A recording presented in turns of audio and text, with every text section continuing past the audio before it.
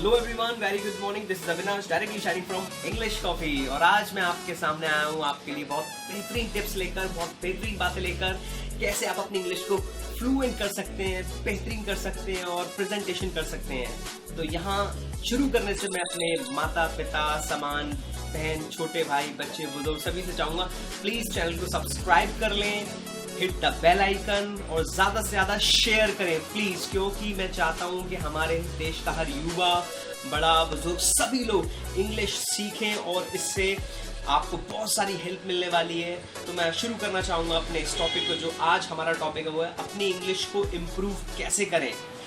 तो चंद बातें ध्यान देने वाली है, कुछ डिस्ट्रैक्शंस आपको अपने माइंड से हटाने पड़ेंगे। वो डिस्ट्रैक्शन सबसे पहला ये है, इंग्लिश एक भाषा है।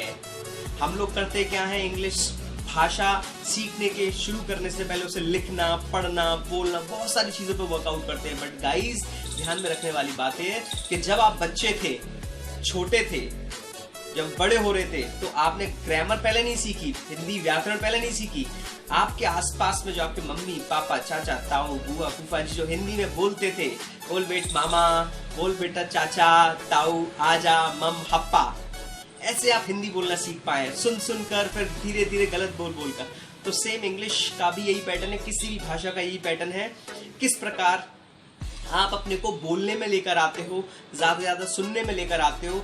जब आप बोलना शुरू करेंगे ज़्यादा से ज़्यादा गलत, उल्टा सीधा कैसा भी, उसके बाद आप सुनना शुरू करेंगे। सीखने के बाद, आपको सीखना पहले ज़रूरी है, उसके बाद आपकी शुरू होगी एक साइकिल सीखने की। तो यहाँ सब ध्यान देने वाली बात है, ग्रामर आपको सीखनी है, ग्रामर एक अलग पार्ट है। जैसे मैं एग्जांपल दूं, अगर आपको एक कुक बनना है, मास्टर शेफ बनना है, तो क्या आपको टेक्निक्स पहले आनी चाहिए या उस फूड का बेसिक्स या फिर उसमें शौक, इंटरेस्ट पहले आना चाहिए?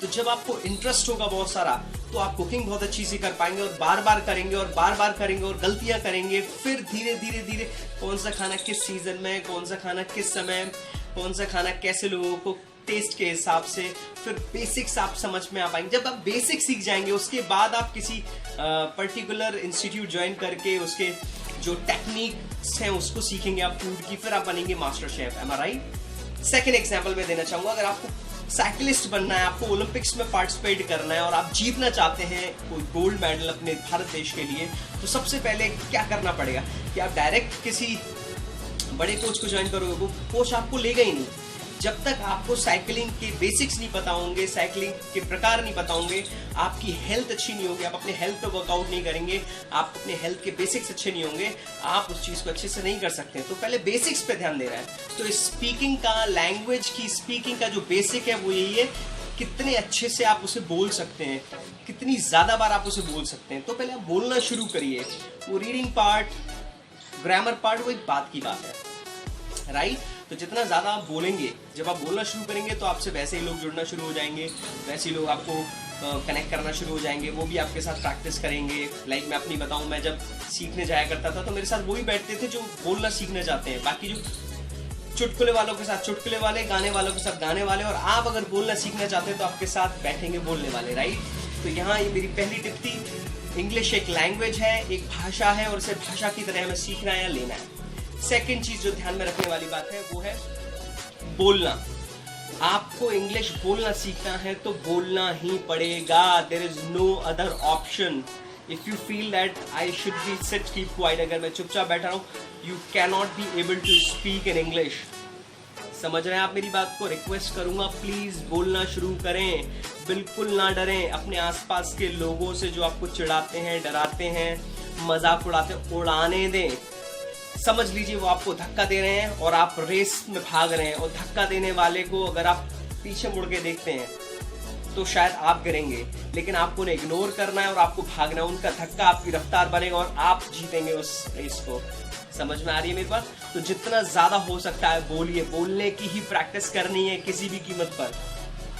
तीसरी चीज मैं बताना चाहूंगा जो बहुत ही महत्वपूर्ण है, अपना माहौल बनाइए। जितना अच्छा प्यारा आप माहौल बना लेंगे, क्रिकेट देख रहे हैं तो इंग्लिश में देखिए, म्यूजिक सुन रहे हैं तो इंग्लिश में सुनिए, मूवीज देख रहे हैं तो इंग्लिश में ही देखिए, कुछ भी कर रहे हैं आप इंग्लिश में ही करिए, न्यूज़पेपर इंग्लिश के लगाइए, कैसे भी करके बाहर जा रहे हैं आप इंग्लिश ही पढ़िए। इस समय लॉकडाउन में आप घर बैठे हुए हैं तो प्लीज इंग्लिश की चीजें करिए। this is the best time to use yourself as a making your best version of yourself, right?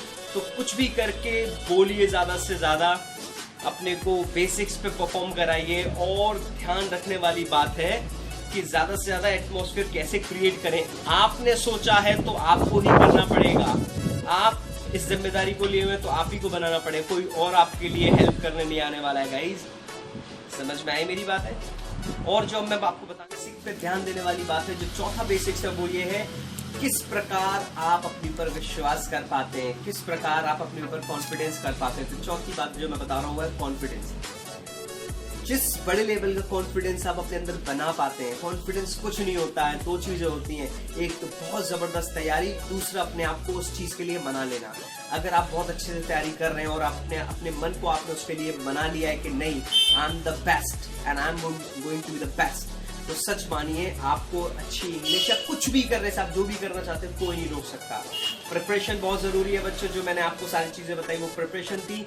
और अब जो बता रहा हूँ confidence, you have to wear your confidence. आपको अपना कॉन्फिडेंस पहनना पड़ेगा, आपको अपना कॉन्फिडेंस कवर अप करना पड़ेगा, आपको अपने कॉन्फिडेंस से टाई करना पड़ेगा और आपको अपने कॉन्फिडेंस पर कमिटमेंट देना पड़ेगा। और कमिटमेंट ऐसा होना चाहिए कि no one can that pull your commitment, कोई भी आपके कमिटमेंट को टच ना कर पाए। समझ रहे हैं? जब आप इस प्रकार का कमिटमेंट रखेंगे, अपने आप से कॉन्फिडेंट रहेंगे, you will be able to speak whole day long, you will be creating your atmosphere, you will be practising more and you will be able to get the fluency of English what you want to get guys. These are the basics of learning English spoken language. So stay tuned with me. Thank you so much. Bye. Take care.